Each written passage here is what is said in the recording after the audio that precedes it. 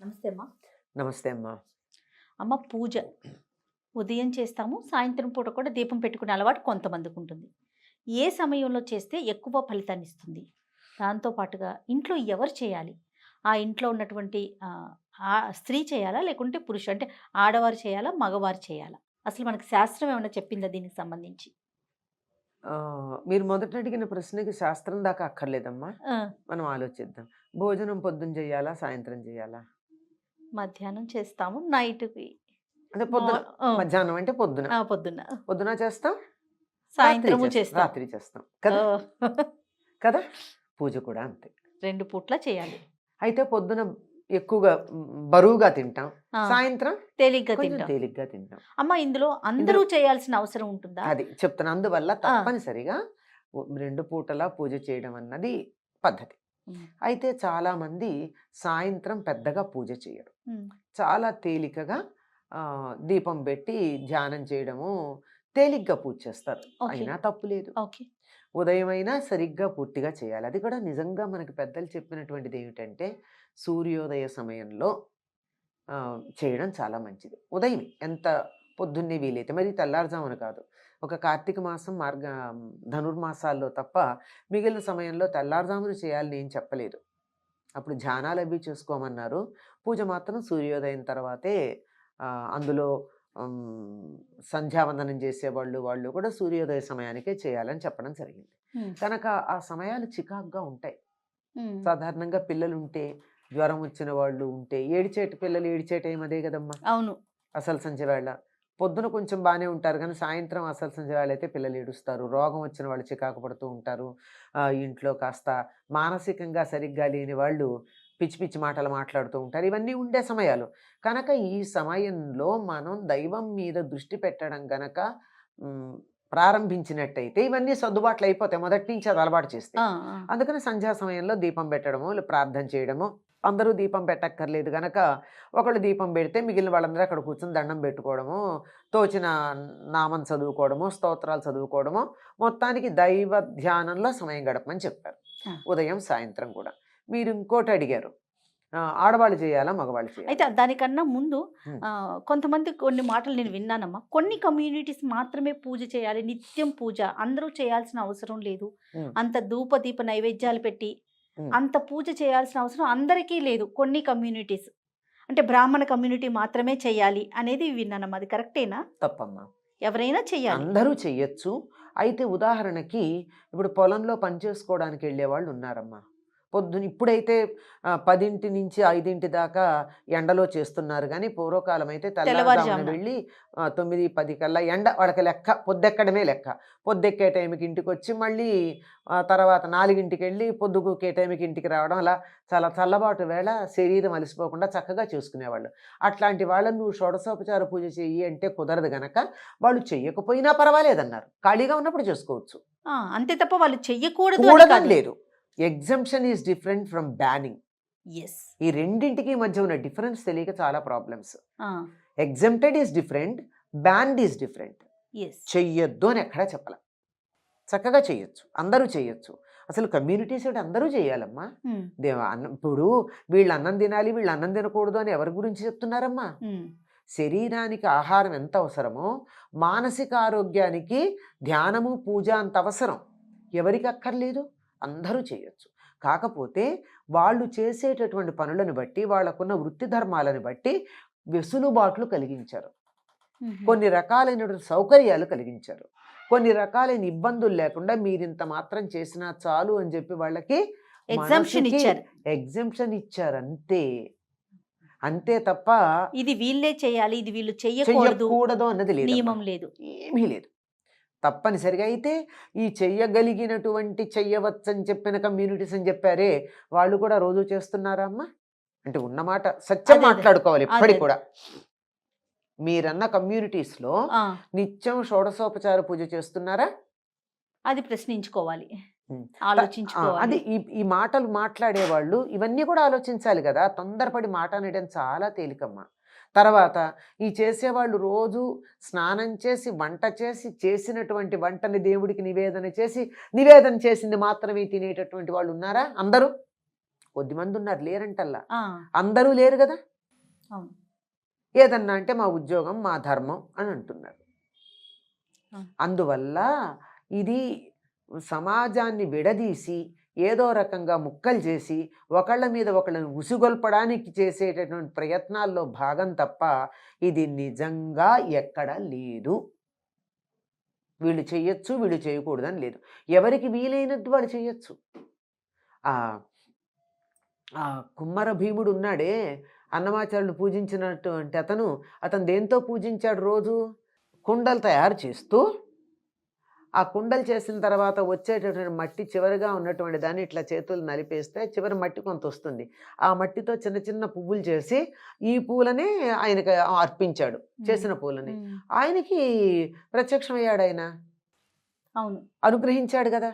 అందువల్ల ఎవరికి వీలైనట్టు వాళ్ళు చేయమన్నారు, కానీ ఇట్టాగే చేయాలన్న నియమం అయితే లేదు. వీళ్ళే ఇది చేయాలనేది లేదు అదే ఎక్కడ. లేదమ్మా. అతన్ని మామూలు పూలు దొరికితే వెళ్ళి పూలు తీసుకొచ్చి దేవుడికి పెట్టకూడదని చెప్పలేదే అతనికి. అవునవును. అవన్నీ ఇంట్లో చేస్తుంటాడు. ఇక్కడ కూడా చేస్తూ ఒక పువ్వు చేసి ఈ పువ్వు కూడా ఇస్తున్నాను అని ఉంటాడు. అంత మాత్రాన ఎవరిని వద్దని చెప్పలేదు, అందరూ చేయొచ్చు. చెయ్యకూడని పరిస్థితులు ఉన్నాయి.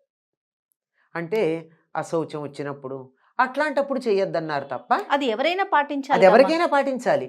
వీళ్ళు వాళ్ళు అన్నటువంటి భేదం లేదమ్మా. ఒక్కటి గుర్తుపెట్టుకోవాలి, చాలా సందర్భాల్లో మళ్ళీ మళ్ళీ మళ్ళీ మళ్ళీ చెప్తాను, నేను ఎన్నిసార్లు చెప్పమన్నా చెప్తా.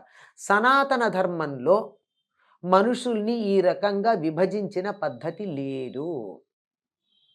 వారి వారి వృత్తి ధర్మాలు, మానసిక పరిస్థితులు, శారీరక పరిస్థితులు, ఆర్థిక పరిస్థితులు వీటన్నింటినీ కూడా పరిగణనలోకి తీసుకుని ఇది వీరికి ఉపయోగం, ఇది వీరికి ఉపయోగం కాదు అని చెప్తున్నారు. లేదు నేను దాన్ని అధిగమిస్తానంటే ఎవరు కాదనలా. ఓకే, అంతే తప్ప నో వన్ ఈజ్ బ్యాండ్.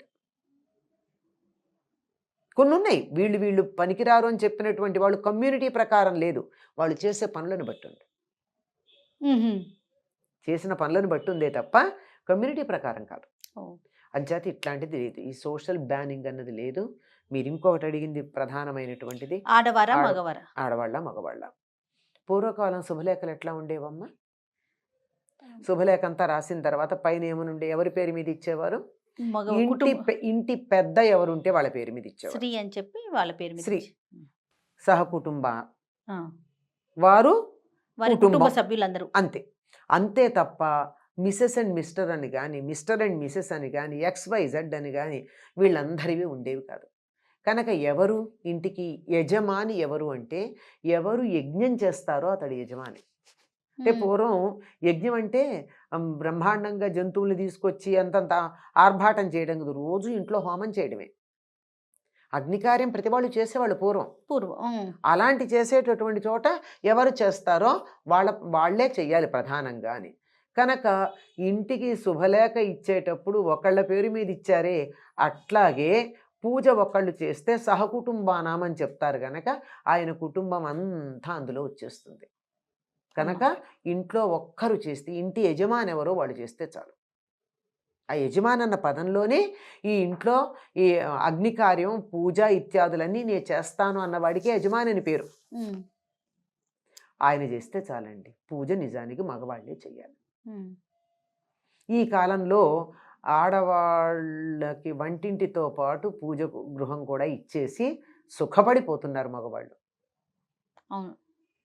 కాకపోతే నియమాలు మాత్రం చెప్తారు.